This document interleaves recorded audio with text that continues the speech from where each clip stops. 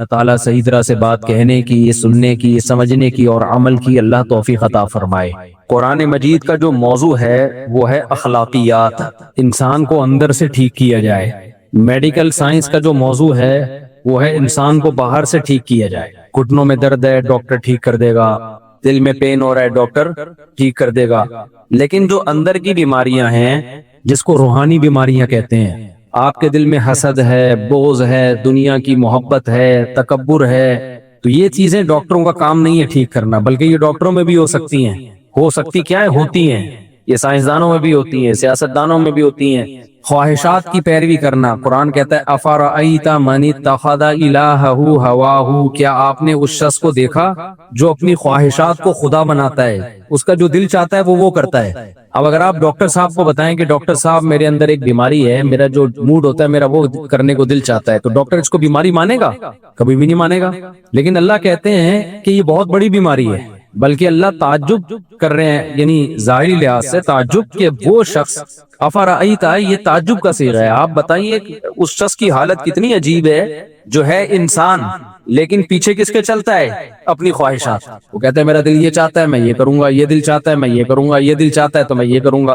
وَأَضَلَّهُ اللَّهُ عَلَىٰ عِلْمٍ، اور اللہ نے اس کو علم کے باوجود گمراہ کیا ہے۔ علم کے باوجود کا مطلب جو آدمی اپنی خواہشات کے پیچھے چلتا ہے نا، اس کو بہت دفعہ پتا ہوتا ہے کہ جو کام میں کر رہا ہوں یہ غلط ہے، پھر بھی کر رہا ہوتا ہے، وہ جو خواہشات کے غلام ہوتے ہیں۔ تو یہ ایک باطنی بیماری ہے، اس کا دنیا میں کسی کے پاس علاج نہیں ہے۔ آپ کہہ سکتے ہو بھائی علاج ہے، انگریزوں کے پاس جو انہوں نے اتنی ترقی کی ہے ان کے پاس علاج ہے کہ اگر آپ کا غلط چیزیں کھانے کا دل کر رہا ہے تو وہ روک دیتے ہیں اس کو۔ ان کے موٹیویشنل اسپیکرز جو ہیں وہ آپ کو ایسی اس طرح سے گائیڈ کرتے ہیں کہ آپ ایک اچھے انسان بن کے زندگی گزارتے ہیں۔ تو اس کا جواب یہ میرے بھائی ایسا نہیں ہے۔ اگر ان کے پاس ہدایت ہوتی تو وہ شراب نہ پیتے، وہ زنا نہ کرتے، وہ خاندانی نظام کو تباہ و برباد نہ کرتے، وہ خدا کے وجود کا انکار نہ کرتے، وہ ناشکرے نہ ہوتے اپنے بنانے والے کے۔ دنیا میں سب سے پہلا انسان کی جو ذمہ داری ہے نا شکر ادا کرے، وہ کس کا شکر ہے؟ جس نے بنایا۔ انگریز مانتا ہے اللہ کے شکر کو؟ نہیں مانتا۔ تو ان کو تو یہی نہیں پتا کہ اصل کے اندر کی بیماریاں ہیں کیا، اس بیماریوں کا علاج تو اگلی بات ہے۔ دیکھو ایک دو قسم کے مریض ہوتے ہیں، ایک مریض تو وہ ہے جس کو پتا ہے میں بیمار ہوں، اس کو یہ نہیں پتا میری بیماری ٹھیک کہاں سے ہوگی، یہ کم درجے کا مریض ہے۔ ایک مریض وہ ہے جس بیچارے کو پتہ ہی نہیں ہے کہ میں بیمار ہوں، وہ کینسر لے کے گھوم رہا ہے۔ میں اکثر ایک واقعہ سناتا ہوں، ہمارے ایک ریلیٹیو وہ گئے ڈاکٹر کے پاس، کوئی مسئلہ تھا ان کو ہلکا پھلکا سا، ڈاکٹر نے پورا الٹرا ساؤنڈ MRI وغیرہ کرائی تو گردے میں کینسر نکلا۔ اب گردے کے کینسر کا تو کسی کو وہم بھی نہیں تھا کہ ان کے گردے میں کبھی کڈنی میں درد بھی نہیں ہوا۔ ڈاکٹر نے کہا یہ جو آپ مسئلہ بتا رہے ہو بھائی یہ تو چھوٹا مسئلہ ہے، اصل تو کچھ اور ہے۔ تو ان کا پورا گردہ آپریشن ہو کے نکلا، بہرحال بچ گئے وہ، کیونکہ اگر وہ تھوڑا دیر کر دیتے، اب وہ گردے کا ٹیسٹ کرانے تھوڑی گئے تھے، وہ تو ویسے ہی کسی کام کے سلسلے میں گئے تھے، نکل کے آیا کڈنی کا کینسر۔ تو بعض دفعہ انسان کو جو بیماری ہوتی ہے اس بیماری کا اس کو علم ہوتا ہی نہیں ہے، تو یہ زیادہ بڑی بیماری ہے۔ ویڈیو نہیں بنا میرے بھائی، تو یہ زیادہ بڑی بیماری ہے، ایک چھوٹی جی اچھا پھر صحیح ہے، پھر صحیح۔ تو یہ چھوٹی بیماری ہے کہ آپ کو اپنی بیماری کا علم ہو، اور یہ بڑی بیماری ہے کہ آپ کو اپنی بیماری کا علم ہے ہی نہیں۔ تو کافر جو ہے وہ چھوٹا بیمار نہیں ہے، وہ بڑا بیمار ہے، وہ بڑا بیمار ہے، اس کو یہ پتہ ہی نہیں ہے کہ میرے اندر بیماریاں ہیں کیا، ناشکری۔ قرآن کہتا ہے کافر ان الانسان لربہ کفورا، انسان اپنے رب کا چھوٹا ناشکرا نہیں، بہت بڑا ناشکرا ہے۔ تو آپ مجھے ایک بات بتاؤ، شکر گزار اچھا ہوتا ہے، ناشکرا اچھا ہوتا ہے، یا شکر گزار اچھا ہوتا ہے؟ شکر گزار اچھا ہوتا ہے نا، ناشکرا غیر اخلاقی حرکت ہے نا۔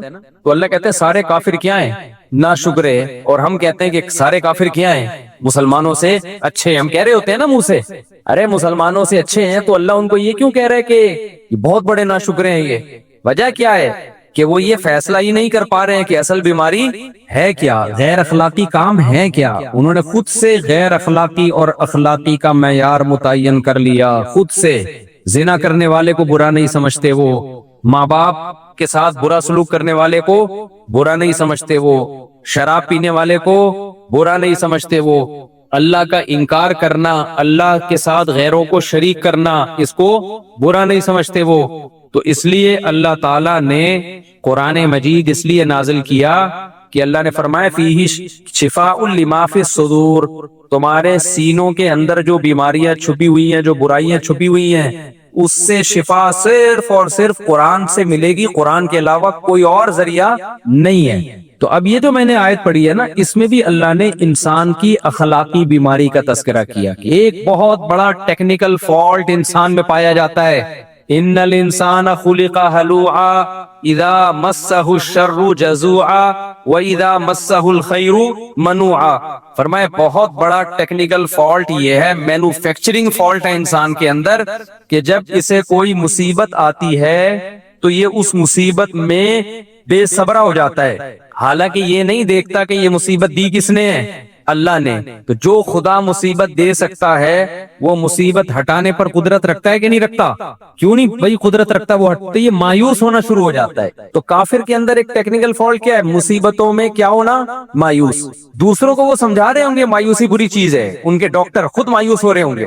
میں اس پر ایک چٹکلا مجھے یاد آتا ہے، پہلے ایک ڈاکٹر تھے، بڑے زبردست نفسیاتی ڈاکٹر، وہ خود ڈپریشن میں چلے گئے تھے ایک دم۔ وہ خود بتا رہے ہیں کہ مجھے خود انہوں نے بتایا کہ میں لوگوں کی ڈپریشن کا علاج کرتا تھا، ایک دفعہ مجھے کوئی ٹینشن ہوئی تو میں ڈپریشن میں چلا گیا، اور کہنے لگا میرا علاج کون کرے گا؟ تو بھائی ڈاکٹر کے پاس بھی علاج نہیں ہے اس کا۔ تو مجھے وہ اس پہ ایک چٹکلا یاد آتا ہے، ایک آدمی جو تھا نا، اس کی لاٹری میں 5 کروڑ روپے نکلے۔ کتنے روپے؟ 5 کروڑ روپے۔ اب غریب آدمی تھا، اس کو کمپنی جا کے بتا دیتی تمہارا 5 کروڑ روپے نکلا ہے، تو ڈر یہ تھا کہ خوشی سے مر نہ جائے گی، بھائی ایک دم بتا دیں گے تمہارے۔ اس نے تو چلتے ہوئے کوئی لاٹری ایسے ہی خرید لی کہ یار 5 روپے کی مل رہی ہے، نکل کتنے آئے؟ 5 کروڑ۔ اس کو اب کمپنی کو ڈر یہ تھا کہ ہم نے اس کو بتایا نا تمہارے 5 کروڑ نکلے ہیں، تو یہ خوشی سے کیا ہو جائے گا؟ مر نہ جائے۔ تو کمپنی نے ایک ڈاکٹر، ایک نفسیاتی، جو نفسیات کا علم، نفسیاتی ڈاکٹر کہنا نہیں چاہیے، وہ ڈاکٹر ہی نفسیاتی ہے تو پھر وہ کیا علاج کرے گا؟ ایک ڈاکٹر نے مجھے کہا یار ہم نفسیاتی ڈاکٹر تھوڑی ہیں، ہم تو بالکل نارمل ڈاکٹر ہیں۔ نفسیاتی تو اسے کہتے ہیں جو خود پاگل ہو چکا ہو نا، نفسیات کا علاج کرنے والے ڈاکٹر۔ سائیکولوجسٹ، سائیکیٹرسٹ تو میڈیسن وغیرہ کے ذریعے کرتا ہے نا، وہ بھی ٹھیک ہے، چلو ہمیں ابھی کوئی۔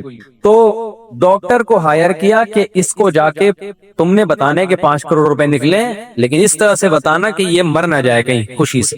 ڈاکٹر نے کہا، کوئی بھی غریب ڈاکٹر تھا، اس نے کہا کوئی مسئلہ نہیں ہے۔ ڈاکٹر گیا اس کے پاس آرام آرام سے بتانے کے لیے نا، کہتا ہے دیکھو تمہارے نا 5 لاکھ روپے نکلے ہیں، تو میں تمہیں 5 لاکھ روپے دوں گا، لاٹری میں 5 لاکھ روپے نکلے تو تم کیا کرو گے اس 5 لاکھ کا؟ اس نے کہا یار زبردست، یہ تو بڑا زبردست ہے، میں 5 لاکھ روپے کا یہ بناؤں گا، یہ بناؤں گا، عمرہ کروں گا، فلانا کروں گا، ڈمکانا کروں گا۔ اچھا، کہہ رہے نہیں ایکچولی تمہارے 10 لاکھ روپے نکلے ہیں۔ آہستہ آہستہ اس کو عادی بنا رہا۔ تو اب بتا تو 10 لاکھ کا کیا کرے گا جب میں تجھے 10 لاکھ دوں گا؟ اس نے کہا 10 لاکھ کا پھر میں یہ کروں گا، اور کچھ چیزیں بتا دی، ہوتے ہوتے 2 لاکھ، 3 لاکھ، 1 کروڑ، 2 کروڑ، 3 کروڑ، 4 کروڑ۔ جب 5 کروڑ پہ آیا نا، بولا یار تیرے 5 کروڑ نکلے، بتا تو کیا کرے گا؟ کہہ رہا ہے میں سارے تجھے دے دوں گا۔ تو ڈاکٹر مر گیا خوشی سے۔ سمجھ رہے ہیں نا، جو ڈاکٹر ہے نا وہ کلٹی۔ وجہ کیا ہے بھائی؟ اس کو تو سنبھالنے والا ڈاکٹر تھا، وہی خبر جب ڈاکٹر کو ملے گی اس کو کون سمجھائے گا؟ سمجھ میں آ رہی ہے بات؟ وہ بھی تو عام انسانوں کی طرح کا ایک انسان ہے نا۔ یہ جو ڈپریشن کے ڈاکٹر ہوتے ہیں نا، آپ کی ڈپریشن ختم کرنے والے اور آپ کے مسائل کا حل کرنے والے، بھائی یہ بھی ہماری طرح کے کیا ہیں؟ انسان۔ یہ نہیں کر سکتے آپ کی اسٹریس، تھوڑی بہت میڈیسن اور تھوڑی بہت چیزیں ہوتی ہیں ان کے پاس، اس سے زیادہ کچھ بھی نہیں ہے۔ یہ خود پریشانیوں میں پاگل ہو جاتے ہیں بیچارے، کیونکہ انسان کی امید کا واحد ذریعہ صرف اور صرف کون ہے؟ اللہ ہے۔ اللہ نے قرآن مجید میں ہمارے سامنے ایسے واقعات پیغمبروں کے سنائے جن کو جو ٹینشنیں پہنچی تھی، جو پریشانیاں پہنچی تھی، ہم ان کا تصور بھی نہیں کر سکتے۔ ایسی ایسی پریشانیاں پہنچی ہیں، مگر ان پریشانیوں میں انہوں نے صبر کیسے کیا؟ کیا وہ ڈاکٹر کے پاس گئے تھے؟ بولو بھائی کیا ہو گیا؟ دیکھو ابراہیم علیہ السلام کو کتنی بڑی پریشانی، ان کو قوم نے اٹھا کے آگ میں ڈال دیا، پوری قوم ان کی دشمن ہو گئی، تنہا۔ ابھی یہ امریکہ سے آئے ہیں، 2 شادیاں کی انہوں نے۔ میں ان کے علاقے میں بھی گیا ہوں، سان فرانسسکو، آپ کے گاؤں کے لوگ بھی سن رہے ہوں گے یہ بیان۔ ان کا علاقہ ہے لاس اینجلس سے نا، بالکل ویسٹ امریکہ۔ تو میں نے جب یہاں بیان کیا تو میں نے ان لوگوں نے سوال پوچھا کہ 2 شادیاں کرنی چاہیے. میں نے کہا بھائی وہ امریکہ میں کیوں بولوں کہ 2 شادیاں کرنی چاہیے, وہاں اللیگل ہے تو مجھے پکڑیں گے, کرنے اپنی ذمہ داری پہ کرو. تو ان کے گاؤں کے لوگ بڑے خوش ہو گئے کہ دیکھو مفتی صاحب کہہ کے گئے نہیں کرنی چاہیے, حالانکہ میں نے یہ نہیں کہا تھا کہ نہیں کرنی چاہیے, کہ مجھے بتا رہے ہیں وہاں یہ پھیلا ہوا ہے کہ مفتی صاحب نے بولا یہاں نہیں کرنی چاہیے. خواتین بہت خوش ہے, حالانکہ میں نے یہ نہیں بولا, میرا مقصد ہے کرنا ہے تو مجھے کیوں پھنسوا رہے ہو بھائی تم. تو اب یہ جب انہوں نے دوسری کی, انہوں نے مجھے ابھی عصر کے بعد یہ ملنے آئے تھے, انہوں نے پورا واقعہ سنایا. میں بالکل اکیلا ہو گیا, میں بالکل ڈپریشن میں چلا گیا, میں بالکل تنہا ہو گیا, خاندان میں کوئی ساتھ دینے والا نہیں, یہاں تک کہ جن دوستوں نے کہا تھا تو ہمت تو کر ہم ہیں تیرے پیچھے, وہ بھی بھاگ گئے. تو میں نے ان سے کہا میرے ساتھ بھی ایسا ہی ہوا تھا, جنہوں نے دوسری شادی میں اٹینڈ ہونے کے وعدے کیے ہوئے تھے نا مجھ سے, وہ بھی عین موقع پہ بھاگ گئے. انسان تنہا ہو جاتا ہے. تو اب یہ نہیں کہ پوری دنیا ان سے کٹ گئی ہے, چند لوگ خاندان کے کٹ گئے, تو کتنی اسٹریس اور ڈپریشن اس بندے نے محسوس کی ہوگی. سوچو ابراہیم علیہ السلام سے تو پوری دنیا کٹ گئی تھی, ایک شخص بھی ان کا ساتھ دینے والا نہیں ہے. بعد میں جا کے لوط علیہ السلام جو ان کے بھانجے, وہ ایمان لے کر آئے. بھانجا تو چھوٹا ہوتا ہے نا بہت, تو اور پھر ابراہیم علیہ السلام اپنے والد کو کیسے سمجھا رہے ہیں, یا ابتی لم تعبدو, اے میرے پیارے ابا آپ ان بتوں کی عبادت کیوں کر رہے ہو, یہ آپ کو نفع نہیں دے سکتے, آپ کو نقصان نہیں دے سکتے. پیار سے سمجھا رہے ہیں, اور آگے رپلائی کیا آ رہا ہے کہ لئن لم تنتہی لارجمنک, اے ابراہیم تو دعوت سے باز نہیں آیا, پتھروں سے مار کے ہلاک کروں گا میں تجھے, معاذ اللہ. اتنا سخت رپلائی جب باپ کی طرف سے بیٹے کو گیا ہے, کس قدر اسٹریس ہوئی ہوگی کہ نہیں ہوئی ہوگی. لیکن کہیں بھی نہیں ہے ابراہیم علیہ السلام نے کوئی محلے کا ڈاکٹر تلاش کیا ہو کہ بھائی دیکھیں یار یہ اتنی ٹینشنوں میں آیا ہوں, کسی اچھے ڈاکٹر سے رابطہ کرنا ہے. اس زمانے میں بھی حکیم ڈاکٹر تو ہمیشہ سے ہی ہیں. کس قدر الگ ہو گئے اپنی قوم سے, بالکل ہجرت کی کہ بھائی چھوڑ کے جا رہا ہوں اکیلے. اللہ نے مدد کی, حضرت ہاجرہ آپ کو ملی, حضرت سارہ آپ کو ملی, آپ کی 2 ازواج. پھر دوسری اس سے بڑی ٹینشن, آپ نے حکم دیا اپنی بیوی ہاجرہ کو کہاں چھوڑ کے آؤ, مکہ میں. کتنا دور ہے وہ علاقہ بھائی, ریگستان کا سفر ہو, اونٹوں کا سفر ہو, ارض شام سے چل کے آپ جب جہاز میں سفر کرتے ہو آپ کو نظر آتا ہے نیچے ریگستان. سڑکیں وڑکیں تھوڑی تھی, ریگستان میں سفر کرنا ہے اپنی محبوب زوجہ کو لے کے, کہاں ایسی جگہ جہاں مکہ میں ایک انسان بھی نہیں, کوئی بشر بھی نہیں, وہاں پہنچا کے واپس آ جانا ہے. کس قدر اسٹریس اور ٹینشن کا کام ہے یا نہیں ہے. جا رہے ہیں اپنی زوجہ کو دودھ پیتے بچے کے ساتھ چھوڑ کے واپس آ رہے ہیں. زوجہ بھی پریشان, بھائی یہ کیوں. زوجہ نے بھی وہاں ٹائم گزارا, کوئی ڈاکٹر تلاش نہیں کیا, نہ ابراہیم علیہ السلام نے. وجہ کیا ہے بھائی, وہ یقین ہے کہ یہ ٹینشن دینے والا کون ہے. بولتے کیوں نہیں بھائی, جب کام اتفاقی ہوتا ہے نا ٹینشن ہوتی ہے, جب پتہ ہے ایک پلان کے تحت ہو رہا ہے ٹینشن نہیں ہوتی. اس کی میں ایک مثال دیتا ہوں. یہ جو کافر لوگ ہیں نا, یہ سمجھتے ہیں دنیا میں جو بھی حادثات ہو رہے ہیں, پریشانی آ رہی ہے, وہ بائی چانس ہے. وہ کیا ہے, بائی چانس ایسا ہو گیا, بائی چانس وہ مر گیا, بائی چانس یہ ہو گیا. تو آدمی کہتا ہے یہ چانس میرے ساتھ ہی ایسا پتہ نہیں کیوں ہو رہا ہے. ٹھیک ہے نا, اس کی مثال دیکھو. آپ کہیں جا رہے تھے, آپ جب زمین پہ بیٹھے اتفاق سے نیچے کانٹا تھا, دھاڑ کر کے چبھ گیا, آپ کی چیخ نکلے گی نا, غصہ بھی آئے گا, یار یہ کیا مصیبت ہے یار, یہ کون سوئی بھول گیا تھا یہاں پہ. لیکن ایک پلان کے تحت جب سوئی چبوئی جاتی ہے, ڈاکٹر جب چبوتا ہے تو ویسی چیخ بولو نہیں نکلتی, بلکہ انسان اپنی چیخ پہ کیا کرتا ہے, کنٹرول. بلکہ ڈاکٹر بھی کہتا ہے کنٹرول, یہ خود نہیں لگ رہی ہے, باقاعدہ میں لگا رہا ہوں. آپ کو تسلی بھی ہوتی ہے یار یہ ڈاکٹر ہے, یہ میرا خیر خواہ ہے, یہ میرے فائدے کے لیے ٹیکا لگا رہا ہے. مسلمان کو یہ پتا ہوتا ہے کہ جو پریشانیاں میرے اوپر آ رہی ہیں بائی چانس نہیں آ رہی ہیں, یہ پریشانیاں کون دے رہا ہے, اللہ. اور اللہ ظالم نہیں ہے, اللہ میرا خیر خواہ ہے. یہ خود بخود نہیں آ رہی, وہ دے رہا ہے مجھے آزمانے کے لیے, مجھے بنانے کے لیے, میرے گناہ معاف کرنے کے لیے, میرے درجات بلند کرنے کے لیے. یہ دنیا دارالامتحان ہے, یہ آزمائش کی جگہ ہے, یہ پیڑے کھانے کی جگہ نہیں ہے. یہ وہ جذبہ ہے جو کافر کے پاس نہیں ہوتا. سمجھتے ہو کہ نہیں سمجھتے؟ کافر اس بہت بڑی نعمت سے محروم ہے, اس کو پتہ ہی نہیں. لہذا ان کے ڈاکٹر بھی جب پریشان ہوتے ہیں نا تو وہ بھی ڈپریشن میں جاتے ہیں. نیند کی گولیاں کھا کھا کے سوتے رہیں گے, وہ ایک الگ بات ہے, وہ بھی ٹینشن میں جاتے ہیں. ابراہیم علیہ السلام کو دیکھ لو, حضرت ہاجرہ نے جب پوچھا نا ابراہیم علیہ السلام سے آپ مجھے یہاں کیوں چھوڑ کے جا رہے ہیں, تو انہوں نے فرمایا اللہ کا حکم ہے. فرمایا اس بخاری کی حدیث ہے, اذا لا یضیعنا, اگر یہ اللہ کا آرڈر ہے پھر اللہ ہمیں کبھی بھی ضائع نہیں کرے گا. جب اللہ کی طرف سے کوئی پریشانی آتی ہے تو اللہ نقصان پہنچانے کے لیے وہ پریشانی نہیں دے رہا ہوتا۔ یعقوب علیہ السلام کو دیکھ لو، قرآن میں واقعات بھرے ہوئے، یونس علیہ السلام مچھلی کے پیٹ میں گئے، وہاں انہوں نے اللہ کو یاد کیا۔ تو میرے بھائی، جس کی زندگی میں اللہ ان ہوگا اس کی زندگی ڈپریشن اور پریشانیوں سے پاک ہوگی۔ جس کی زندگی میں اللہ نہیں ہے وہ ٹینشن دور کرنے کے لیے گٹکے بھی کھائے گا، وہ ٹینشن دور کرنے کے لیے شراب بھی پیے گا، وہ ٹینشن دور کرنے کے لیے چرس بھی، بولتے کیوں نہیں، پیے گا، وہ ٹینشن دور کرنے کے لیے زنا بھی کرے گا، وہ ٹینشن دور کرنے کے لیے مار دھاڑ بھی کرے گا۔ بہت زبر ڈپریشن میں ہوتا ہے، اٹھا کے سر مار رہا ہوتا ہے دیواروں سے، کیونکہ اس کے پاس کوئی حل ہی نہیں ہے اس کا۔ تو کافر یہ سارے کام کرتا ہے لیکن پھر بھی بہت نیک بنا ہوا ہے۔ آئیے ہمارے پاس ہے ڈپریشن کا علاج، آئیے ہمارے پاس ہے ٹینشن کا علاج۔ بھائی تمہارے پاس ٹینشن کا علاج ہوتا، نشہ سب سے زیادہ تمہارے ملکوں میں نہ ہوتا، شراب سب سے زیادہ تمہارے ملکوں میں نہ ہوتی، تو مسلمان بڑی بڑی پریشانیاں اٹھا کے بھی خوش رہ سکتا ہے، کافر چھوٹی سی پریشانی میں بھی خوش نہیں رہ سکتا۔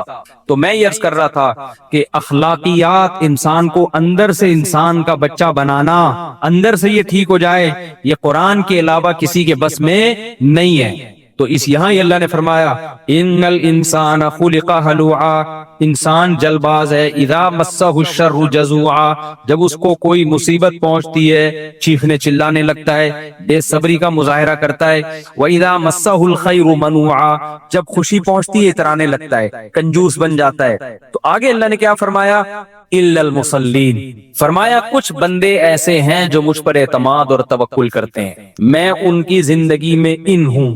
تو جس کی زندگی میں اللہ ہے اسے یقین ہے کہ پریشانی کون دے رہا ہے، اللہ، دور کون کرے گا، اللہ، اور وہ پریشانی دے رہا ہے میرے فائدے کے لیے، مجھے رسوا کرنے کے لیے نہیں دے رہا۔ اگر کوئی یہ سمجھتا ہے نا اللہ مجھے پریشانی دے رہا ہے، اس کو مجھ سے کوئی دشمنی ہے معاذ اللہ، تو حدیث میں آتا ہے پھر جیسا یہ گمان رکھتا ہے اللہ معاملہ ویسے ہی کرتے ہیں اس کے ساتھ۔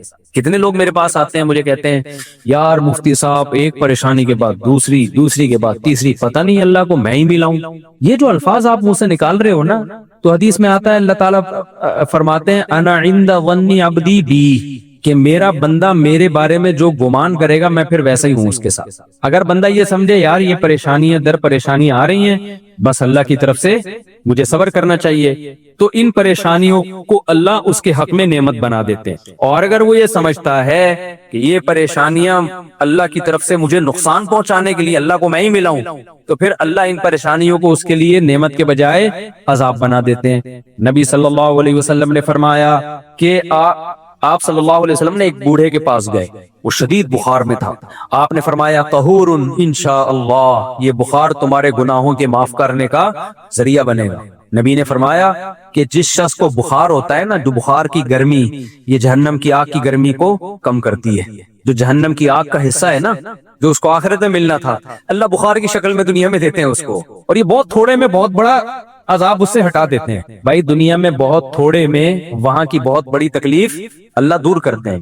یہاں بہت تھوڑا ہوگا وہاں بہت زیادہ ہوگا، اللہ کہتے ہیں وہاں کے بجائے یہاں تھوڑا دے دو تاکہ وہاں کے زیادہ سے بچ جائے۔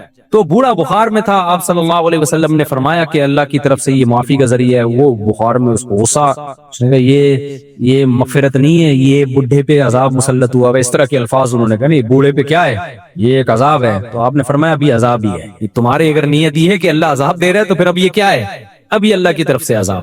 تو اللہ نے فرمایا کہ جن لوگوں کی زندگی میں اللہ ہے تو وہ جلد باز نہیں ہوتے، مصیبتوں میں صبر کرتے ہیں، خوشیوں میں اللہ کا شکر کرتے ہیں۔ لیکن جن کی زندگیوں میں اللہ ہے ان کی علامتیں کیا ہیں، آگے اللہ نے وہ علامتیں بتائیں، کیونکہ ہر آدمی کہتا ہے میں اللہ کو مانتا ہوں، کہتا ہے کہ نہیں کہتا، تو اللہ نے علامتیں بتائیں۔ فرمایا کہ یہ زبانی دعویٰ قبول نہیں ہے کہ تم کہو میں اللہ پہ ایمان رکھتا ہوں، جن کی زندگی میں اللہ ہے، جو اللہ پہ اعتماد کرتے ہیں، وہ سمجھتے ہیں مصیبت دینے والا بھی اللہ، خوشیاں دینے والا بھی اللہ، تو اللہ نے فرمایا کہ ان کی علامت یہ ہے الا المصلین، کہ وہ نماز پابندی سے قائم کرتے ہیں۔ جو آدمی 5 وقت پابندی سے نماز نہیں پڑھتا اور کہتا ہے میں اللہ پہ ایمان رکھتا ہوں، یہ خالی پیلی کا دعویٰ ہے، اندر سے کھوکھلا دعویٰ ہے، اس دعوے کی اللہ کی نظر میں کوئی حقیقت بولو نہیں ہے۔ الا المصلین، اللہ کہتے ہیں نماز پڑھے سب سے پہلے۔ جب اللہ کو مانتا ہے، مجھے بتاؤ تھانے سے ایس ایچ او صاحب کا میسج آ جا بھائی تیرا بلاوا ہے، اگر آپ کو پتہ ہی نہ ہو کہ تھانے سے بلایا، ویسے ہی کوئی بندہ چلتے ہوئے کہہ رہا ہے یار تجھے صاحب بلا رہے ہیں، آپ بولے گا جا بھائی تیرے نوکر ہیں ہم جو صاحب بلا رہے ہیں، لیکن پتہ چل جائے وہ تصویر دکھائی ہے SHO صاحب ہے انہوں نے بلایا ہے، جاؤ گے کہ نہیں جاؤ گے؟ بولتے کیوں نہیں بھائی، ویسے تو نہیں لگ رہا لیکن جب بلاوے گا نا کوئی تو بغیر پوچھے جاؤ گے۔ ایک دفعہ ایک تھانے سے فون آیا SHO صاحب کا، انہوں نے بولا آپ ذرا ملاقات کرنا چاہتا ہوں، بہت پرانی بات ہے۔ میں نے کہا ٹھیک ہے حضرت بتا دیں کب آ جاؤں؟ کہہ رہے ہیں یار وہ بس ملنا ہے آپ سے، آپ آ جائیں۔ میں نے کہا آپ آنا پڑے گا ورنہ آپ موبائل بھیج دو گے اٹھا کے لے جاؤ گے، کیا خیال ہے؟ تمیز سے آ جاتے ہیں، اچھا ہے۔ خیر وہ ایسا کوئی مسئلہ تھا نہیں۔ تو مولانا تھانوی رحمہ اللہ تعالیٰ کے پاس جب کوئی انگریز کی حکومت کی طرف سے کوئی نوٹس آتا نا کہ کورٹ میں آ جائیں تو وہ چلے جاتے۔ کسی نے کہا کافروں کی حکومت ہے، آپ ایک نوٹس پہ عدالت پہنچ جاتے۔ انہوں نے کہا حکومت تو ہے نا، چاہے کافروں کی ہو مسلمانوں کی، تمیز سے نہیں گئے تو کیا کریں گے؟ اٹھا کے لے جائیں گے تو بہتر نہیں عزت کے ساتھ چلے جاؤ۔ تو وہ فنٹر گیری اچھی نہیں ہوتی، اپنی حیثیت دیکھنی چاہیے انسان کو۔ بعض لوگ فنٹر بنتے ہیں پھر بعد میں اس سے بھی زیادہ ان کو رسوا ہونا پڑتا ہے۔ اب دیکھو جب کسی بڑے کی طرف سے دعوت آئے، DSP نے بلایا، SSP نے بلایا، فلانے کرنل نے بلایا، فلانے نے بلایا، بادشاہ نے بلایا، وزیر اعظم نے بلایا، سعودی عرب میں بادشاہ سلامت نے کسی کو بلایا کہ فلاں کو میرے پاس لے کر آؤ۔ اگر آپ کو یقین نہیں ہے نا کہ فلاں نے بلایا ہے تو آپ انکار کر دو گے، آپ بولو گے مذاق کر رہا ہے۔ آپ کیا بولو گے؟ ابے مذاق کر رہا ہے، مجھے کیوں بلائے گا بادشاہ، مجھے کیوں بلائے گا شہزادہ، مجھے کیوں بلائے گا SSP۔ لیکن اگر آپ کو یقین ہے نا کہ اس نے بلایا ہے تو آپ اس کی دعوت کو ٹھکرا سکتے ہو کیا؟ بولو ٹھکراؤ گے، بشرطے کے محلے سے بھاگنے کا پروگرام ہو، اگلی فلائٹ سے ملک چھوڑنے کا پروگرام ہو، کبھی بھی نہیں ٹھکراؤ گے۔ تو اللہ کہتے ہیں جو مجھے مانتا ہے نا، جب میری طرف سے ندا لگتی ہے حی علی الصلاۃ، آؤ کس کی طرف؟ نماز کی طرف، اور اس کو یقین ہے کہ یہ صدا کون لگا رہا ہے؟ مؤذن اللہ کے حکم پہ۔ کافر کہتے ہیں اللہ کی طرف سے صدا یہ ہے ہی نہیں، یہ مسلمانوں کا اپنا کلچر ہے اذان۔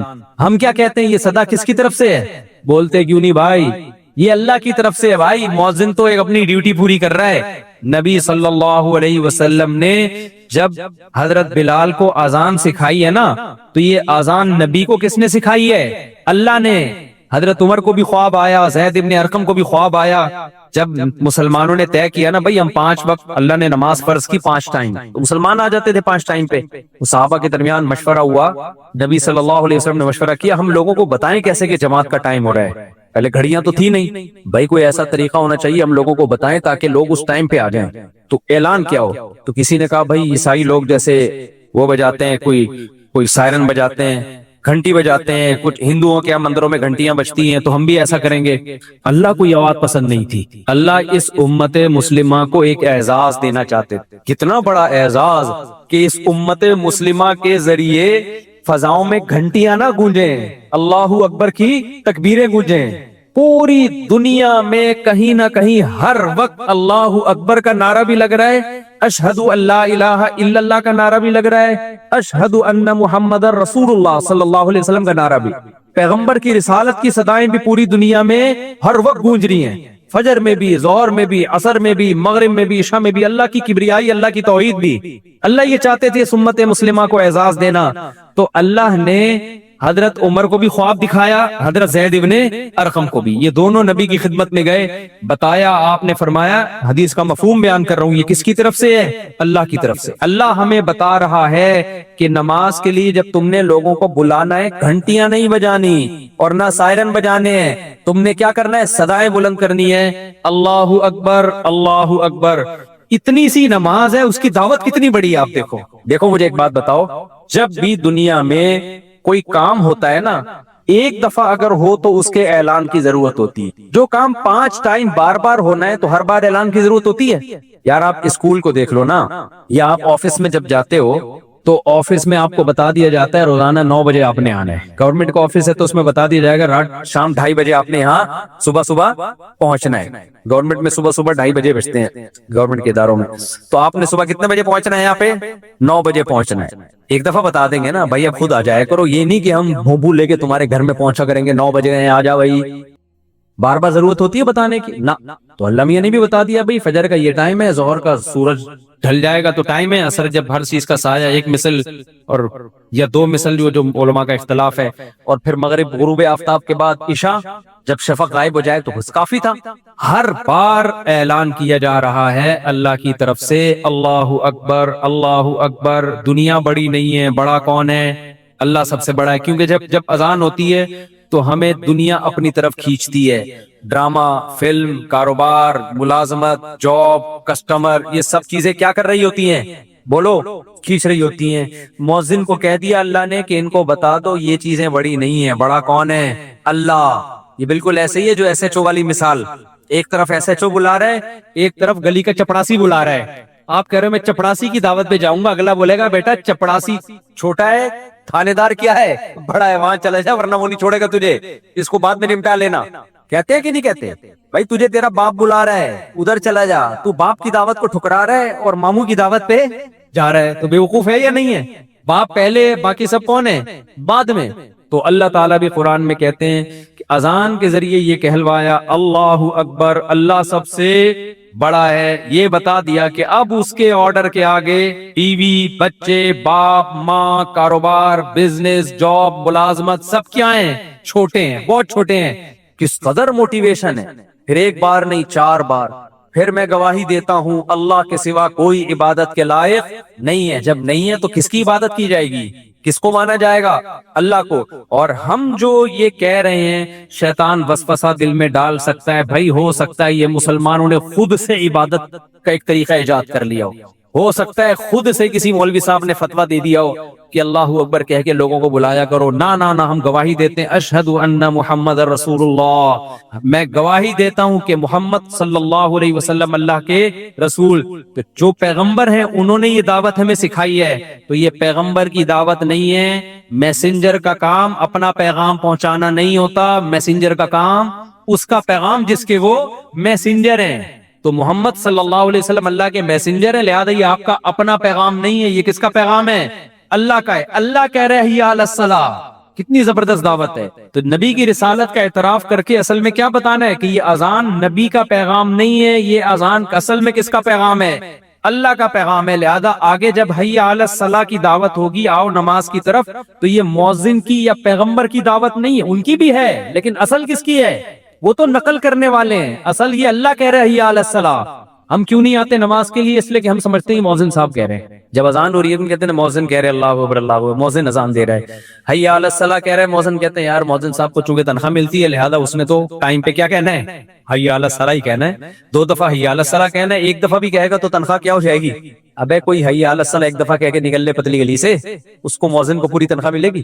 کچھ لگ رہا ہے آپ لوگ کی سمجھ میں آ نہیں رہا. بیا مؤذن ایک دفعہ بھی ایک لفظ بھی چھوڑ دے تنخواہ پوری ملے گی؟ اس کو نہیں ملے گی. لوگ پکڑ کے ماریں گے اذان تو پوری دے. تو ہم یہ سمجھ رہے ہوتے ہیں یہ حی علی الصلاۃ آؤ نماز کی طرف، یہ اعلان مؤذن کر رہا ہے. میرے بھائی یہ ہماری غلط فہمی ہے، مؤذن نہیں کر رہا. یہ کون کر رہا ہے اعلان؟ یہ اللہ کہہ رہے حی علی الصلاۃ، حی علی الفلاح. ہاں مؤذن کا مقام بلند ہے اس لیے کہ وہ اللہ نے جو اس کے ذمہ ڈیوٹی لگائی وہ اس ڈیوٹی کو پوری کر رہا ہے. اس لیے جب بھی کہیں جنگلوں میں نماز پڑھا کرو نا تو خود اذان دینے کی کوشش کیا کرو. نبی صلی اللہ علیہ وسلم نے فرمایا کہ سب سے اونچی گردن قیامت کے دن مؤذن کی ہوگی. یہ کنایہ ہے عزت سے، کیونکہ وہ 5 ٹائم اللہ کا اعلان فضاؤں میں بلند کرتا ہے. ہمارے حضرت کے ایک شاگرد تھے، شاگرد تو نہیں مرید تھے، وہ پی آئی اے میں بہت بڑے آفیسر تھے، بہت بڑے آفیسر، سینئر ترین آفیسر تھے وہ. لیکن جب وہ جامع دارالفتہ آتے نا ہمارے حضرت کے یہاں تو اذان وہ خود دیا کرتے تھے. ان کی کوشش ہوتی جب میں ہوں تو میں ہی اذان دوں، کسی اور کو نہیں اذان دینے دیتے تھے. تو کمال ان کا یہ نہیں تھا کہ اذان دیتے تھے، کمال یہ تھا کہ جب کوئی ان سے ملتا کہ آپ کیا کرتے ہیں تو کہتے تھے میں مفتی رشید احمد صاحب کے ہاں مؤذن ہوں. وہ اپنے اس عہدے کا نہیں بتاتے تھے کہ میں پی آئی اے میں اتنا بڑا آفیسر. بھائی پوچھتے ہیں آپ کیا ہو؟ کہتے ہیں میں کیا ہوں بھائی، میں مؤذن ہوں. کہتے ہیں یار اتنا پڑھا لکھا آدمی انگلش ٹھش ٹھش بولتا ہے اور ایسے گیٹ اپ سے بھی لگتا ہے کوئی بڑا آدمی ہے، کھاتا پیتا، اور کام کیا کر رہا ہے مؤذن. وجہ کیا تھی؟ وہ کہتے تھے بھائی قیامت کے دن میرا مؤذن ہونا یہ میرے لیے زیادہ بڑا اعزاز ہوگا، پی آئی اے کا آفیسر ہونا زیادہ بڑا اعزاز نہیں ہوگا. تو ایسا نہ ہو دنیا میں جب کوئی ملے میں عزت کے لیے بولوں پی آئی اے کا آفیسر ہوں، قیامت میں اللہ جب مؤذنوں کو بدلہ دے رہا ہوگا تو اللہ کہے گا تو آفیسر پہلے، مؤذن تو کیا ہے بعد میں. تو جو وہاں کہنا یہاں بھی کیا کہو، یہاں بھی وہی کہو. اللہ کہے گا ادھر تو پیڑے کھانے کے لیے مؤذن نہیں ہوں، کیونکہ مؤذن جب کوئی کہتا نا تو رشتہ ہی نہیں ہوتا. ہمارے محلے میں ایک صاحب تھے، ان کی بھی جاب تھی اچھی، ان کو بھی شوق تھا یار چلو میں بھی اذان دے دیا کروں جا کے. کبھی کبھار وہ بھی اذان دیتے. یہ میرے سامنے کا واقعہ ہے. ان کے رشتے والے آئے, لڑکی والے گھر میں آ کے بیٹھے ہوئے, وہ سامنے بیٹھے ہیں, لڑکی والے ادھر, لڑکے والے سامنے. یہ لڑکا کہیں چلا گیا اذان دینے, اذان کا ٹائم ہو گیا تھا. حالانکہ اس کی اچھی جاب بھی تھی ایک الگ سے, پراپر مؤذن نہیں تھا یہ چلا گیا. ہماری مسجد میں وہاں نا جہاں ہم پہلے رہا کرتے تھے پراپر مؤذن نہیں تھا. امام صاحب نے کہا تھا جن دن کو اذان دینے کا شوق ہے سب دے سکتے ہیں, کوئی ایک آدمی نہیں ہے جس کو دل چاہتا ہے اذان دے آ کے. تو وہ گئے اذان دینے کے لیے. لڑکی والے نے, اچھا لڑکے والوں نے فخر سے بتایا یہ ہمارا بیٹا اذان دے رہا ہے. ان کا خیال تھا کہ وہ تو خوش ہو جائیں گے, مسلمان ہیں. تو لڑکی کے ابا نے کہا اچھا یہ آپ کا بیٹا اذان دے رہے ہیں؟ ہاں. ہم نے نہیں کرنی بھائی, یہاں پہ ہم مولویوں کو سے شادی نہیں کرتے, تو ہم مولویوں کو نہیں دیتے اپنی بیٹی. وہ رشتہ ہی توڑ کے چلے گئے. ابے بھائی تو اس کو ملو تو صحیح, تم دیکھو تو صحیح, اس کو نہیں بس اذان کیوں دے رہا ہے یہ تو مولانا نکلا. مجھے ایک جگہ گھر چاہیے تھا کرائے پہ گھر چاہیے تھا. یہ کچھ وقت پرانی بات ہے. تو میں نے کسی کے ذمے لگایا, اسٹیٹ ایجنٹ کے گھر وزٹ کیا, دیکھا بڑا زبردست. تو میں نے اسٹیٹ ایجنٹ سے کہا کہ یار ان لوگ کو بتا دینا میں ایگری ہوں. اسٹیٹ ایجنٹ, وہ کوئی خاتون اس گھر کی مالک تھی, اسٹیٹ ایجنٹ نے ان کو بتایا کہ خاتون ہے, ان سے رابطہ کیا اور کہا کہ یہ مفتی صاحب ہیں, وہ گھر لینا چاہتے ہیں. تو اس خاتون نے ان کو آڈیو بھیجی, وہ آڈیو اس نے مجھے بھیج دی. خاتون, مفتیوں کو ہم نے گھر نہیں دینا ہے, مطلب کوئی نارمل قسم کے لوگ لے کر آؤ, مفتیوں کو ہم نے گھر, ایسا تنزیہ. ابھی بھی وہ آڈیو میں سنا سکتا ہوں, ابھی میرے موبائل میں پڑی ہوئی ہے اس خاتون کی آڈیو آپ, لیکن وہ سمجھ جائے گی کہ میری بات ہو رہی ہے اس لیے میں سنا نہیں رہا. وہ میں نے واٹس ایپ پہ سنبھال کے رکھی ہوئی ہے, مفتیوں کو ہم نے گھر نہیں دینا. تو میں نے کہا بھائی نہیں دینا تو اس کو نہ دو, ہمیں کیا دوسرا کوئی گھر لے لیں گے, کیا خیال ہے, اللہ کی زمین چھوٹی تھوڑی ہے. خیر, تو کہاں سے کہاں بات چلے گی, جلدی سے بات کو سمیٹتا ہوں میں. تو اللہ کی طرف سے یہ مؤذن کی اپنی آواز نہیں ہے بھائی. اگر مؤذن کی اپنی آواز ہوتی تو مؤذن ہمارا ماموں لگتا ہے جو ہم اس کی دعوت پہ لبیک ہیں. کیا خیال ہے, مؤذن کہ حی علی السلام کہیں چل میں آ رہا ہوں, ہمارا ابا کہے گا نہیں مجھے, میں نے بلایا تھا اس دن آیا نہیں تھا, تو مؤذن سے تیرے بڑے تعلقات ہیں, ایک دفعہ حی علی السلام بول دیا اٹھ کے جا رہا ہے. تو ہم کیوں جاتے ہیں, ہم کہتے ہیں بھائی یہ مؤذن کی آواز نہیں ہے, یہ کس کی دعوت ہے, یہ اللہ کی دعوت ہے. حی علی الصلاۃ, آؤ کس کی طرف, نماز کی طرف. حی علی الفلاح, پھر اللہ کہتے ہیں آؤ کامیابی کی طرف. دو چیزیں روکتی ہیں, ایک آپ اس دعوت کو ویلیو نہیں دے رہے, جیسے کوئی چپڑاسی بلا رہا ہو اور ایس ایچ او بلا رہا ہو اور آپ ویلیو نہ دے رہے ہو ایس ایچ او کو, تو اگلا کیا کہے گا, ابے یہ تھانے دار ہے تجھے بلا رہا ہے, تو چپڑاسی کی دعوت پہ لبیک کہہ رہا ہے. جیسے قرآن نے کہا نا اللہ اکبر, یہ دنیا سب اللہ کے مقابلے میں کیا ہے, چھوٹی ہے, اللہ سب سے بڑا ہے, تو بڑا ہے اس کی دعوت پہ جا. دوسری چیز جو انسان کو روکتی ہے اس دعوت سے, وہ لالچ. بعض دفعہ چپڑاسی کی دعوت پہ چلا جاتا ہے, ایس ایچ او کی دعوت پہ نہیں جاتا, اسے پتا ہے چپڑاسی کی دعوت میں 1 کروڑ روپے ملیں گے, ایس ایچ او صاحب پتہ نہیں چائے پلائیں گے, کیا پلائیں گے, کیا ہوگا, کل چلا جاؤں گا, پرسوں چلا جاؤں گا. بعض دفعہ یہ بھی ہوتا ہے. تو نماز میں بھی جب اللہ اذان میں ہمیں بلاتے ہیں نا حی علی الصلاۃ, آؤ نماز کی طرف, تو ہمیں اللہ اکبر سے یہ تو پتا چل گیا کہ اللہ سب سے بڑا ہے بھائی. اب دکان چھوٹی, باقی تمام چیزیں چھوٹی, سب سے بڑا کون, اللہ. لیکن شیطان کہہ سکتا ہے بھائی اللہ بڑا تو ہے, لیکن ملے گا کیا وہاں جا کے, دکان پہ بیٹھا رہے گا, بے شک چھوٹی ہے, کسٹمر بھی تو ہے نا, پیسہ بھی تو ہے, کوئی بات نہیں, چھوٹے کی دعوت پہ لبیک کہہ لو, پیسہ مل رہا ہے. بڑے کی دعوت پہ لبیک کہو گے, مسجد جاؤ گے, امام صاحب چندہ ہی مانگ لیں گے اور تو کچھ بھی نہیں ہوگا, کوئی 50 روپے بھی نہیں ملیں گے, فجر پڑھ کے, ظہر پڑھ کے, عصر پڑھ کے, تو خالی پیلی کچھ بھی حاصل ہونے والا نہیں ہے. ادھر نماز چھوڑوں گا تو ڈرامہ پورا چلے گا میرا, ٹھیک ہے نا, کرکٹ کا میچ آ رہا ہے, آخری چھکا چل رہا ہے, آخری بال چل رہی ہے, کیسے جذبات ہیں یار, یہ سین رہ جائے گا, انڈیا پاکستان کا میچ ہے, بعد میں لوگوں کے بتانے میں وہ مزہ تھوڑی آئے گا.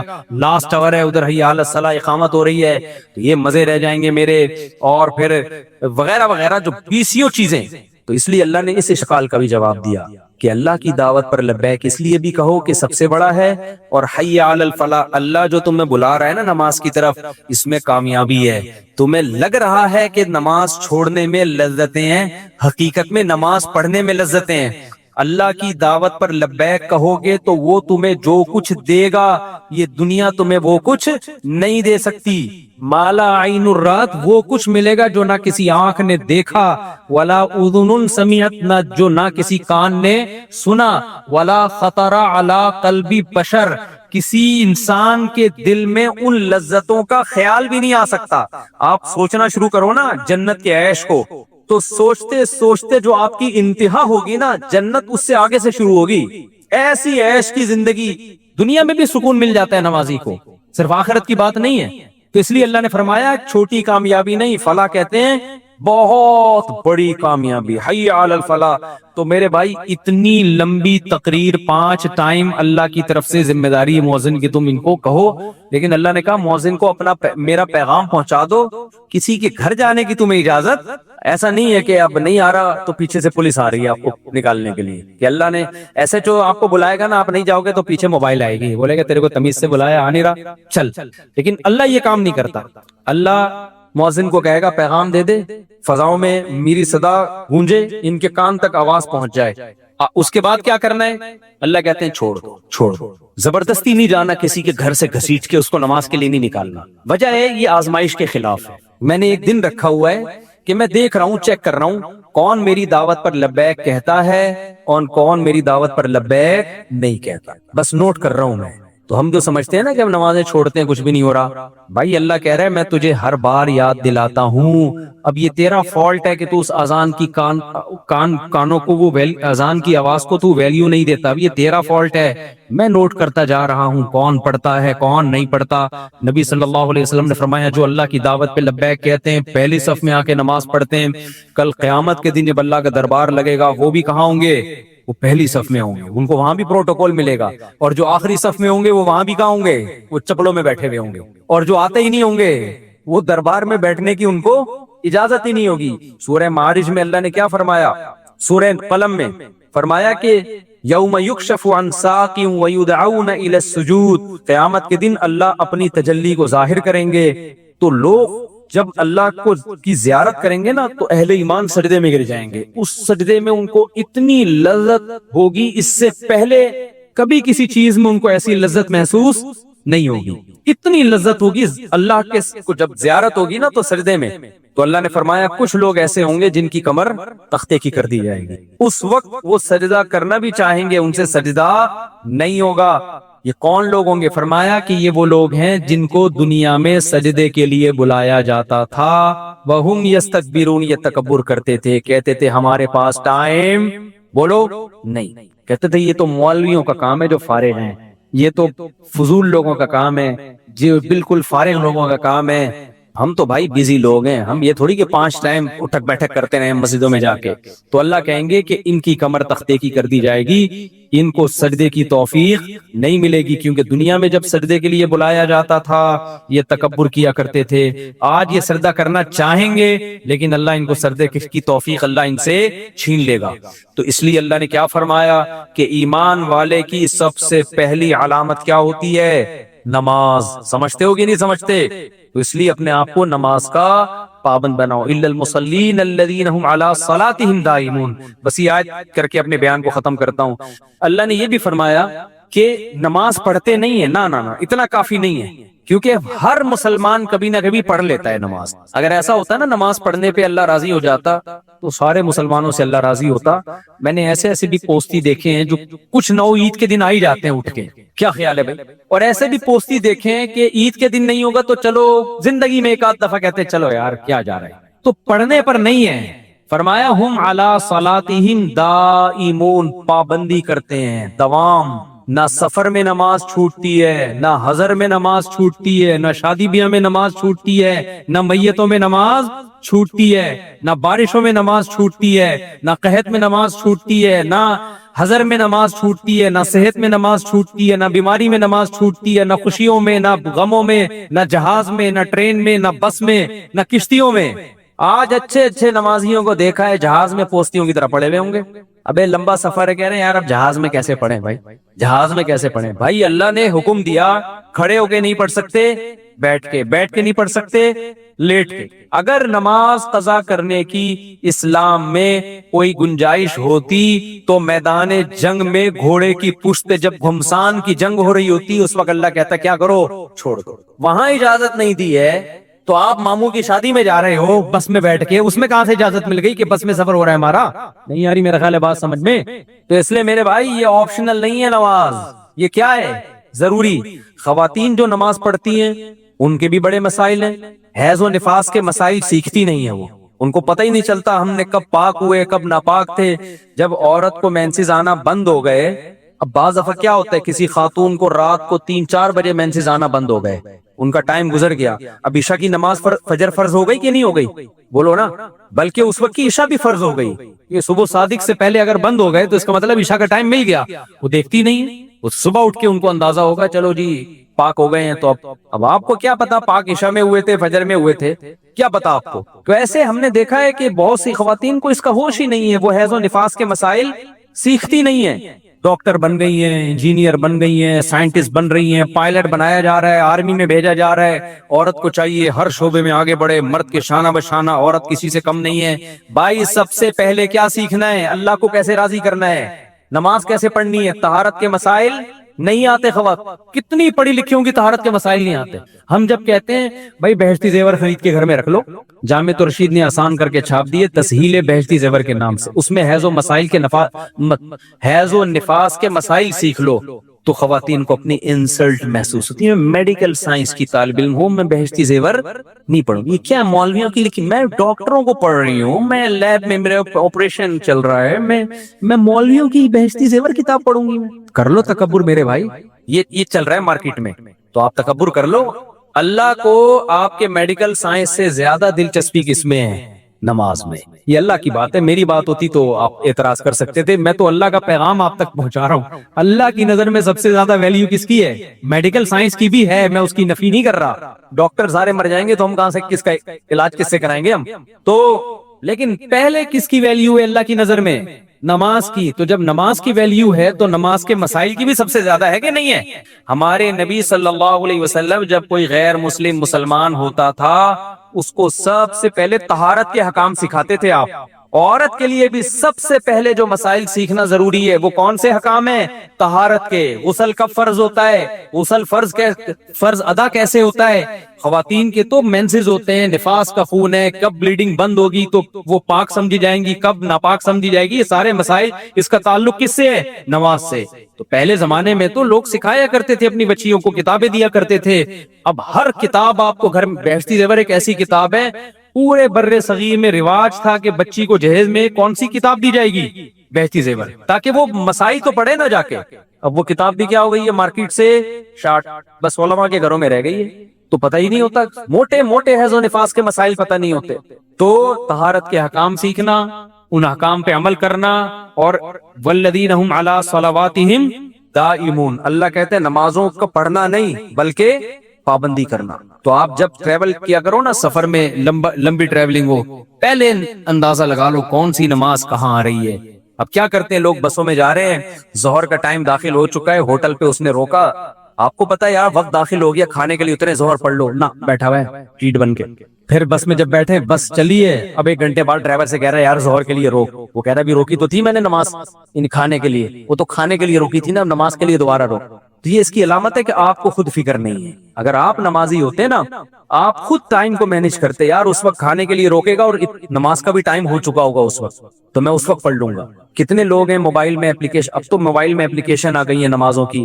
میں لوگوں سے پوچھتا ہوں سفر میں, تمہیں پتا ہے سورج کب نکل رہا ہے, فجر قضا کب ہو رہی ہے؟ کہہ رہے ہیں یار ہمیں تو نہیں پتا. ابے جب تمہیں پتا نہیں ہے تو فجر پڑھو گے کیسے؟ سب کچھ تمہارے موبائل میں ملے گا, ساری ہیروئنوں کی تصویریں مل جائیں گی تمہارے موبائل میں, پب جی ملے گا تمہارے موبائل میں. تمہیں یہ نہیں پتا کہ کون سی نماز کا ٹائم کب داخل ہو رہا ہے اور کون سی نماز کا ٹائم کب.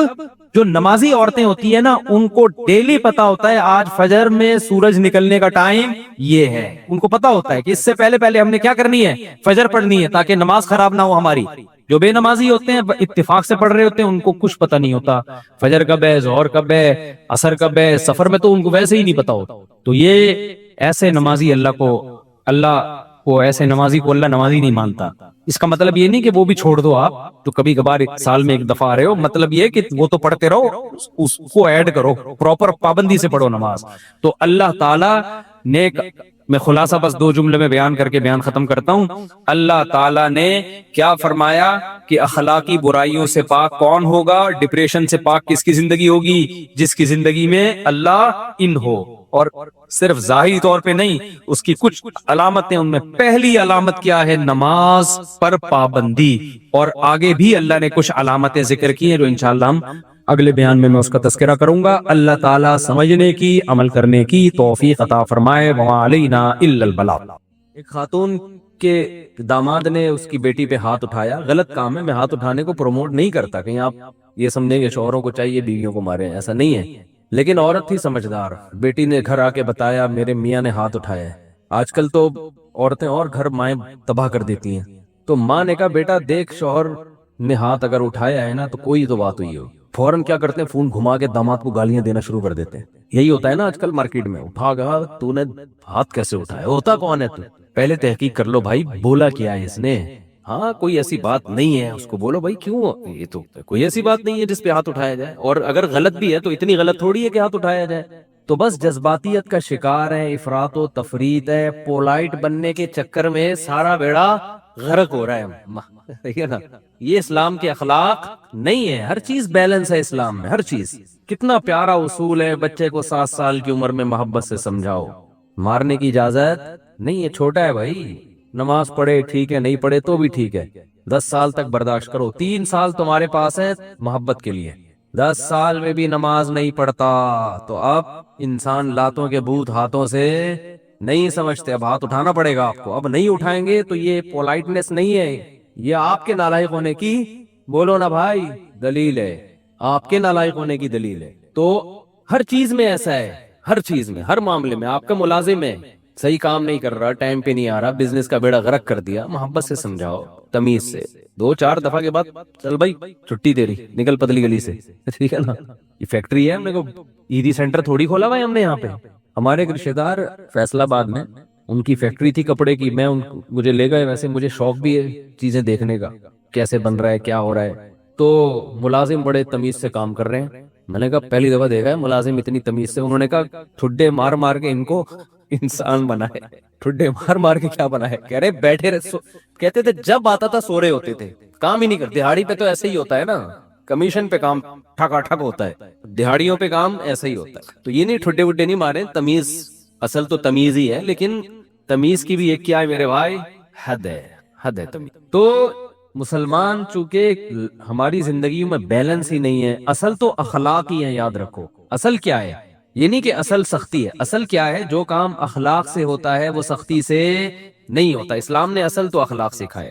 آپ صلی اللہ علیہ وسلم نے فرمایا قیامت کے دن میرے سب سے قریب وہ ہوگا احسنہم اخلاقا، جس کے اخلاق سب سے اچھے ہوں گے، گالیاں ٹھڈے یہ کوئی تہذیب نہیں ہے، مار دھاڑ، گھروں میں چیخو پکار، گالیاں دے رہے ہیں رشتہ داروں کو، گالیاں بلب کے رشتہ داروں کو، بھائی کہ لائٹ اگر جا رہی ہے تو گالیاں دینے سے لائٹ تھوڑی آ جائے گی، ٹھیک ہے نا، نہ بلب کے رشتہ داروں کو گالیاں دینے سے لائٹ آئے گی، نہ بلب کو گالیاں دینے، آپ کی زبان کیا ہو جائے گی، خراب ہو جائے گی، تو اصل تو اخلاق ہی ہے۔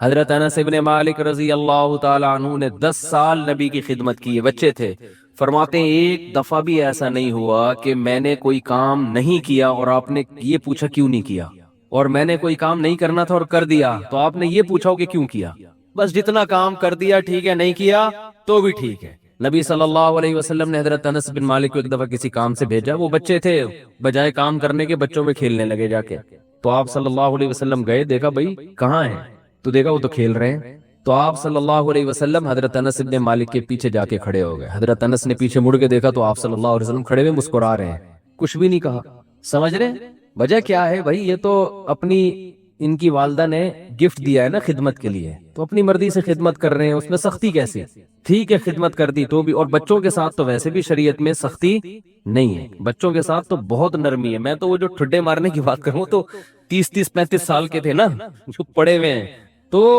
آپ صلی اللہ علیہ وسلم کے ہمیں سیرت میں سختی بھی ملتی ہے اور نرمی بھی، رحمت للعالمین، ایک ایتھیس نے اعتراض کیا یہ رحمت للعالمین ہے اور جناب گردنیں اڑانے کا حکم بھی دے رہے ہیں، یہ کیسے رحمت للعالمین ہے بھائی، رحمت للعالمین کا یہ مفہوم کہ کسی کو کچھ بھی نہ کہیں یہ رحمت نہیں ہے، یہ انسانیت کے لیے زحمت بن جائے گی یہ عادت، تو کیونکہ اس صفت کو فالو کرنا ممکن نہیں ہے، رحمت کا معنی ہر لحاظ سے جامع شخصیت ہیں آپ صلی اللہ علیہ وسلم، مشہور واقعہ کئی بار سنا چکا ہوں، دوبارہ سنا کے بس پھر آگے بڑھتا ہوں، کہ ایک شخص نبی صلی اللہ علیہ وسلم کی جاسوسی کر رہا تھا، گرفتار ہو گیا، تو آپ نے حکم دیا اس کی گردن اڑائی جائے، اب دیکھو گردن اڑانے کا حکم دینا بظاہر یہ رحمت کے خلاف ہے نا، ہم ہوتے ہم کہتے ہیں نہیں بھائی گردن کیوں اڑائی جائے، اسلام تو بہت وسیع مذہب ہے، ٹھیک ہے نا، اللہ بہت غفور رحیم ہے، آپ صلی اللہ علیہ وسلم نے حکم کیا دیا گردن، کیونکہ نہیں اڑائی تو یہ اپنے ساتھیوں کے ساتھ ناانصافی ہوگی، کل دوبارہ جاسوسی کرے گا ہمارے ساتھ، پہلے اپنے لوگ ہیں لیکن اس نے اپنی 6 بیٹیوں کا واسطہ دیا کہ میری 6 بیٹیاں ہیں، میں 6 بیٹیوں کا باپ ہوں، آئندہ نہیں کروں گا۔ آپ صلی اللہ علیہ وسلم کو اس پہ ترس آیا اور آپ نے اس کو چھوڑنے کا حکم دے دیا، دوبارہ گرفتار ہو گیا، دوبارہ کم بخت جاسوسی کر رہا تھا۔ پھر اس نے اپنی 6 بیٹیوں کا واسطہ دیا، مجھے نہ مارے، میری 6 بیٹیاں ہیں۔ تو آپ نے کیا فرمایا؟ لا یلدغ المؤمن من جوہر مرتین، مسلمان ایک سوراخ سے 2 دفعہ نہیں ڈسا جاتا۔ حکم دیا اس کو مار دو، اس لیے کہ اس کی بیٹیوں کا خیال کریں یا اپنے ساتھیوں کا خیال کریں۔ کیسا بیلنس اس میں، اصل بتا دیا کہ اصل رحمت ہے۔ ایک روایت میں آتا ہے تخلقوا باخلاق اللہ، اللہ کی صفات اختیار کرو۔ اللہ کی صفت کیا ہے؟ جود و سخاوت ہے اس میں۔ اللہ کیا ہے؟ غیرت والا ہے۔ تو ہمیں بھی اپنے اندر کیا پیدا کرنی ہے؟ غیرت۔ تو اللہ کی صفت یہ ہے کہ قرآن حدیث میں آتا ہے کہ جب اللہ نے اس کائنات کو بنایا تو آئندہ کن اصولوں پہ یہ کائنات چلے گی، وہ اصول اللہ نے پہلے لکھ دیے۔ جب کوئی ملک وجود میں آتا ہے تو آئین پہلے بنتا ہے نا، کیا ہو گیا بھائی جان؟ آئین پہلے بنتا ہے، اس کے بعد اس آئین کے تحت قانون وضع ہوتے ہیں۔ تو اللہ نے سب سے پہلے جو چیز پیدا کی وہ قلم، حدیث یہ ہمیں سمجھانے کے لیے مثالیں دی گئی ہیں۔ اول ما خلق اللہ القلم، سب سے پہلی چیز جو اللہ نے پیدا کی وہ کیا ہے؟ قلم، کائنات کو بنانے کے بعد، تاکہ جو کائنات جن اصولوں پہ چلے گی نا، وہ اصول، وہ آئین پہلے سے طے ہو جائے کہ اس آئین کے تحت چلے گی۔ اور اللہ نے سب سے پہلی چیز قلم بنا کے اسے حکم دیا لکھ، ٹھیک ہے نا؟ کیا حکم دیا؟ بولو نا، لکھ۔ تو پہلا اصول لکھا، سبقت رحمتی علی غضبی، میری رحمت میرے غصے پر غالب رہے گی۔ کیا پیاری بات اللہ نے ہم لوگوں کے لیے لکھ دی، جس کی وجہ سے آج ہم بچے ہوئے ہیں۔ یعنی جہاں غصے اور رحمت میں ٹکراؤ ہوگا تو رحمت کیا ہوگی؟ رحمت کا گراف ہمیشہ اوپر رہے گا۔ اللہ یہ بھی لکھ سکتے تھے کہ میرا جو غضب ہے وہ ہوگا ہی نہیں، میرا غضب ہوگا ہی نہیں، ہمیشہ کیا رہے گی؟ رحمت۔ رحمت ہی رحمت کے اصول پہ چلے گی، غضب نہیں ہوگا۔ تو پھر لوگ پیغمبروں کی نہیں مانتے۔ قوم عاد، قوم سمود تباہ نہ ہوتی، قوم لوط تباہ نہ ہوتی، فرعون سمندر میں غرق نہ ہوتا پانی میں، اور آگ میں نہ جلتا، اور جہنم نہ ہوتی۔ تو اللہ نے یہ نہیں لکھا کہ میرا غضب ہوگا ہی نہیں، بلکہ اللہ نے لکھا کہ غضب بھی ہوگا، رحمت بھی۔ لیکن رحمت اور غضب میں جب ٹکراؤ ہوگا نا، تو رحمت کو کیا کروں گا؟ غالب کروں گا۔ جیسے کوئی گناہگار جب توبہ کرتا ہے تو اس کی توبہ کا تقاضا ہے کہ معاف کیا جائے، سابقہ گناہوں کا تقاضا ہے کہ معاف نہ کیا جائے۔ تو جب ٹکراؤ ہوگا تو رحمت کو اللہ کیا کر دیں گے؟ غالب کر دیں گے۔ رحمت کو اللہ ہمیشہ غالب کریں گے۔ تو یہی نبی صلی اللہ علیہ وسلم کی بھی صفت، کہ جب رحمت اور غضب میں ٹکراؤ ہوتا تو آپ صلی اللہ علیہ وسلم کی صفت رحمت کیا ہوتی؟ ہمیشہ غالب ہوتی۔ اس کی بہت ساری مثالیں ہیں۔ مشرکین مکہ نے کتنا ستایا، جب مکہ فتح ہوا تو آپ نے فرمایا لا تثریب علیکم اليوم، سب کو معاف کر دیا، ضرورت نہیں ہے تلوار چلانے کی۔ بھائی اب ان کو قتل کر کے کیا ملے گا ہمیں؟ ضرورت نہیں ہے، جو اللہ نے ہمیں غلبہ دینا تھا وہ دے دیا ہے۔ تو نہیں تلوار چلائی آپ صلی اللہ علیہ وسلم نے، بلکہ مشرکین کے جو سردار تھے ان کو الگ سے عزت دی آپ صلی اللہ علیہ وسلم نے۔ لیکن جہاں یہ جو جاسوس پکڑا گیا تو اس میں بھی معافی مانگی، 6 بیٹیوں کا حوالہ دیا۔ جب 6 بیٹیوں کا حوالہ دیا تو بیٹیاں ہونا اس کی علامت ہے کہ باپ پہ کیا کیا جائے؟ رحم۔ تو بیٹیوں کا کون پوچھے گا بعد میں؟ جاسوس ہونا اس کا تقاضا کرتا ہے کہ گردن اڑائی جائے۔ تو یہاں بھی رحمت اور غضب کیا ہو رہے ہیں؟ بولو بھائی، ٹکرا رہے ہیں۔ اس لیے آپ صلی اللہ علیہ وسلم نے کیا حکم دیا؟ چھوڑ دو، بیٹیوں کا واسطہ دے رہا ہے۔ دوبارہ جب پکڑا گیا ہے تو اب بھی اگر چھوڑنے کا حکم دے دیا جاتا تو اس کا مطلب صفت غضب ہے ہی نہیں، اور یہ بہت خطرناک چیز ہے کہ آپ کے اندر غضب کی اور انتقام کی صفت ہی ختم ہو جائے، انتقام لیس ہو جائے۔ اس کا مطلب آپ قوم کے لیڈر نہیں بن سکتے، آپ قوم کو گائیڈ نہیں کر سکتے، آپ قوم خود بھی ڈوبو گے، قوم کو بھی ڈبو دو گے، آپ برباد ہو جاؤ گے۔ تو میں یہ اتنی ڈیٹیل میں اس لیے بیان کر رہا ہوں کہ یہی چیز ہمیں بھی اپنانے کی ضرورت ہے۔ اصل پیار ہے، اصل محبت ہے، اصل رحمت ہے، اس کو غالب رکھنا ہے ہمیشہ۔ لیکن انتقام لیس بولو نہیں بن جانا، غضب لیس بولتے کیوں نہیں، کیا ہو گیا؟ نہیں بننا ہے۔ ایسا نہیں ہو جانا کہ اتنے میٹھے کے جو بھی چاہے نگل لے کھا کے، تو یہ جو علماء پہ لوگ اعتراض کرتے ہیں وہ یوں نہیں کیا تو ان کو غصہ کیوں آ گیا, کھڑے کھڑے سنا کیوں دی, یہ تو بھائی آدمی ہے, روٹی کھائیں گے تو غصہ آئے گا, اور اگر اتنے میٹھے کہ جو بھی جو مرضی کرتا رہے غصہ ہی نہ آئے تو ایسا نہیں ہوتا. پیغمبروں کو نہیں غصہ آیا, حضرت موسیٰ علیہ السلام کلیم اللہ, ان کا جلال کیا تھا, مشہور تھا, کلیم اللہ تھے. کیسا جلال کے واقعات ہیں, حدیث میں آتا ہے کہ موت کا فرشتہ حضرت موسیٰ علیہ السلام کے پاس آیا انسانی شکل میں. حضرت موسیٰ نے پوچھا کیسے آنا ہوا, ٹھیک ہے, کہا موت کا فرشتہ ہوں, آپ کی روح قبض کرنے آیا ہوں. حضرت موسیٰ نے ایک کھینچ کے تھپڑ لگا, اتنی زور سے مارا ان کی آنکھ نکل کے گر گئی نیچے. وہ اللہ کے پاس گئے, اللہ اپنے کس بندے کے پاس بھیجا ہے تو نے مجھے, ہے بھائی پتہ نہیں حضرت موسیٰ کو غصہ کس بات پر آیا, اسٹائل ان کا ایسا ہوگا, ہے بھائی, یا کیا وجہ وہ تو حضرت موسیٰ ہی جانتے ہیں. ظاہر ہے پیغمبروں کو ناحق غصہ نہیں آتا, لیکن اللہ بس ایک حضرت موسیٰ کی جو جلالی صفت ہے نا اس کا اظہار کرنا چاہتے تھے کہ دشمنوں کو کہ ان سے بچ کے رہو, ٹھیک ہے, انہوں فرشتے کے تھپڑ لگا دیا تو تھوڑا سا احتیاط رکھو ان سے. تو اصل کیا ہے میرے بھائی, اصل محبت ہے. یہ میں اس لیے بتا رہا ہوں کہ بعض لوگ الٹی کوالٹی ہوتی ہے ان کے اندر, اصل غصہ ہے, جب دیکھ لے غصہ جاری نہیں ہو رہا تو پھر تمیز پہ آ جاتے ہیں وہ, ٹھیک ہے نا. شروع میں کیا کرتے ہیں, غصہ اور مار دھاڑ اور گالیاں یہاں سے شروع کرتے ہیں پہلے, یعنی آپشن یہ ہوتا ہے ان کا, اگر اس سے بندہ قابو میں نہیں آیا تو ان کو اندازہ ہو جاتا ہے یہ قابو میں آنے والا نہیں ہے, پھر وہ کس سے بات کرتے ہیں, تمیز سے بات کرتے ہیں. بالکل اس کی مثال ہے, ایک آدمی نے کسی کے چاقو رکھا, بولا تیری جیب میں جو کچھ ہے نکال دے, اس نے ٹیٹی نکال دی, ٹھیک ہے. اب یہ کہہ رہے تیری جیب میں جو کچھ ہے نکال دے, ٹھیک ہے. یعنی سامنے والا اگر آپ سے بھی بڑا فنٹر نکل آیا تو پھر آپ کہتے ہو بھائی یہاں تمیز, یا تمیز سے بات کے علاوہ آپ کے پاس کوئی آپشن نہیں, فوراً غصہ ٹھنڈا ہو جاتا ہے. تو یہ غلط ہے, نہ تو غصہ لیس ہو جانا ٹھیک ہے کہ کچھ بھی ہوتا رہے, اور چونکہ میاں بیوی میں بہت ہو رہا ہے آج کل, یہ بہت زیادہ پھڈے جھگڑے, داماد ایک نمبر کا ہیروئن چی چرسی کہیں کا الو کا, کیا بولوں میں, اور برداشت پہ برداشت, نہیں کل ٹھیک ہو جائے گا, نہیں پرسوں ٹھیک ہو جائے گا, وہ بھائی نہیں ٹھیک ہوگا, یہ چھوڑ دو اس کو, نہیں جی اللہ کی رحمت بہت بڑی ہے, ہو سکتا ہے ٹھیک ہو جائے. بھائی اللہ کی رحمت بڑی ہے اس کا یہ مطلب ہے ہی نہیں, اس کا مطلب ہے کہ چھوڑ دو تو اللہ کی رحمت بڑی ہے کوئی دوسرا دلا دے گا اللہ. جب ثنا خان کو مفتی انس مل سکتے ہیں اور مفتی انس کو ثنا خان مل سکتی ہے, تو اس کا مطلب کسی کو کسی بھی ٹائم پہ کچھ بھی مل سکتا ہے. دو انتہائیں ہیں نا, ایک مولوی اور ایکٹریس کی آپس میں شادی ہو گئی, تو اس کا مطلب کسی کی کسی بھی ٹائم پہ کسی پہ بھی شادی ہو سکتی ہے. رشتوں کی کمی مارکیٹ میں نہیں ہے. تو ایسے الٹے لوگوں کو لوگ برداشت کر رہے ہیں کہ ہو سکتا ہے کل ٹھیک ہو سکتا ہے. بھائی ایک حد ہے, حد ہر چیز میں کیا ہے, ایک لمٹ ہے. اولاد بگڑی بھی ہوتی ہے, میں والدین کو کہتا ہوں بھائی اپنے بیٹے کو ایک حد تک تربیت کرو, نہیں آ رہا نا قابو میں, نکلو, بولو پتلی گری سے سامان گھر سے اٹھا کے کیا کرو, نکلو, زیادہ نہیں بدماشی ہے, تیرے باپ کا گھر ہے, تیرا گھر نہیں ہے.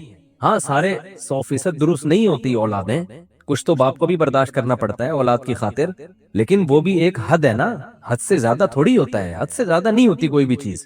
پھر اس میں ایک اصول یہ بھی ہے کہ یہ دیکھا جائے گا بڑا نقصان کس میں. لوگ کہتے ہیں اگر تعلق ختم کیا تو یہ ہو جائے گا, یہ ہو جائے گا. بھئی تعلق ختم کیا تو یہ ہو جائے گا, نہیں کیا تو یہ ہو جائے گا, تو دونوں میں پلس مائنس کیا کرو کہ زیادہ نقصان کس میں. ہمیشہ اس اصول پہ زندگی گزرتی ہے. یاد رکھو دنیا میں سارے فائدے کی چیزیں کبھی بھی حاصل نہیں ہوتی, ہر کام کے کچھ سائیڈ ایفیکٹ ہوتے ہیں.